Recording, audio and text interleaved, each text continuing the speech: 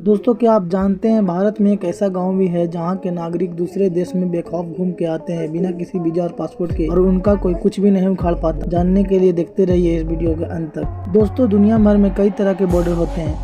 कहीं सीमा रेखा के दोनों तरफ सेनाएं खड़ी रहती है तो कहीं गेट लगाकर एक देश के लोगों को दूसरे देश में जाने से रोका जाता है। दो देशों के बीच नागरिकों की आवाजाही के लिए पासपोर्ट और वीजा जैसे दस्तावेजों का इस्तेमाल किया जाता है। चीन और पाकिस्तान को छोड़कर तमाम पड़ोसी देशों के साथ भारत के संबंध मित्रवत हैं। मित्रवत संबंधों के बावजूद नागरिकों के स्वतंत्र रूप से बॉर्डर के आर पार जाना अभी भी मुश्किल है।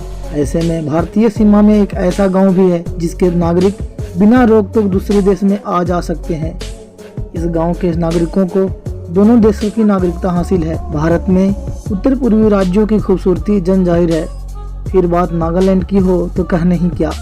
राज्य में कुल 11 जिले हैं जिनमें से एक है मोन। यह जिला सुदूर उत्तर पूर्व में बसा है और जिले में एक गांव है जिसका नाम लांगवा है। गांव में पारंपरिक बड़े से घर और उसकी फूस की छतें हैं।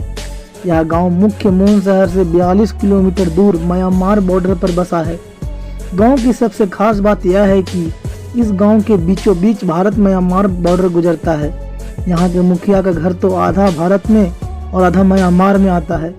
लांगवा गांव के लोग म्यांमार और भारत में बिना किसी वीजा के स्वच्छंद घूम फिर सकते हैं। यहां तक कि मुखिया का बेटा म्यांमार की सेना में भर्ती भी हुआ है। तकनीकी तौर पर इस गाँव के लोगों को भारत और म्यांमार दोनों देशों की नागरिकता हासिल है। लांगवा गांव में कई घर तो ऐसे हैं जिनका किचन म्यांमार में है और बेडरूम भारत में। इसीलिए कहा जाता है कि इस गांव के लोग खाते कहीं और हैं और सोते किसी और देश में हैं।